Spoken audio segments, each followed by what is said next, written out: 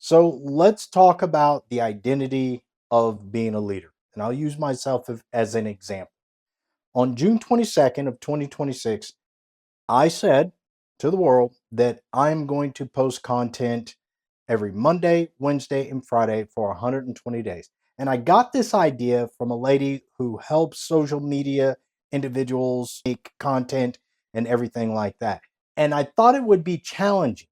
So what I did was I knew this wasn't going to be easy because she said it wasn't going to be easy. And she was like a newscaster, so she was used to being on video. I'm used to talking in front of crowds. I'm used to talking in front of hundreds of individuals. I'm used to training in front of very large crowds. And I made a living talking about sexual assault and sexual harassment and talking about consensual sex and non consensual sex and all kinds of stuff. So I'm used to talking to crowds about very uncomfortable topics, but I'm not used to talking to the camera. However, me and the camera over the past 60 days have become very good friends. And so what I had to do was to create a system. I have systems for everything. It's just how my brain works. And being a tanker in the army, everything that we would do was by a system or either a standard operating procedure. And so I've always been told, trust the process. If you do what your system tells you to do, you're going to be good to go. And adjust your way along the way. So here I am in the arena. Everybody's looking at me. I'm in a fishbowl. Individuals are out there like, hey, man, he's got some polishing up to do. Hey, he's doing pretty good at what he's talking about. Now I have to be accountable to my responsibilities because I said that I was going to make content for the next 120 days, 3 times a week. So I'm building this in public. This is what we talk about being the warrior inside of the arena, just being vulnerable and being accountable to the mechanisms and the processes that you said that you were going to do. You see, that's what leadership is about. Leadership is about making your work visible so that other individuals can understand what the plan is. I am a leader. I'm going to communicate what I'm responsible to, and I'm going to be accountable to my responsibilities. Because the lesson is about visibility, it's about being vulnerable as a leader, and that's where your integrity comes in. Because the integrity, the wholeness of you as an individual, you have to commit and execute to the words that you say.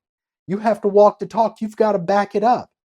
One thing that I've learned over time and space is the quickest way that you can destroy an organization's culture is to lie, is to be untruthful, and to have an integrity problem.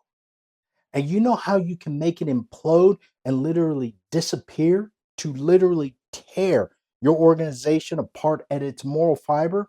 Provide safe harbor for the liar. Seriously. Everybody just gather around. We know you lied, but you're not being accountable to your responsibilities because your responsibilities is to what you said that you were going to do, and that is to support the team process. So when you're doing this, when you're a leader inside of an organization and you make these commitments to be accountable to your responsibilities as a leader to effectively communicate and produce a harmonious workplace environment, that's the destination that you orient yourself to. And then what you do is you get in your little rowboat or either your little dinghy or whatever it is, and you row and you row and you row well every single day. That's what I would always say.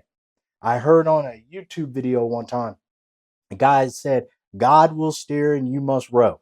I thought it was great because you have to have faith at your destination on where you're going, because that's what leadership is all about, is the destination. Where are we going?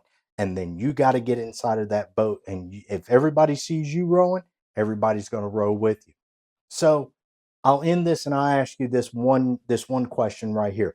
What challenge have you accepted over the past 60 days to where you've trusted the process and you're actually producing a product?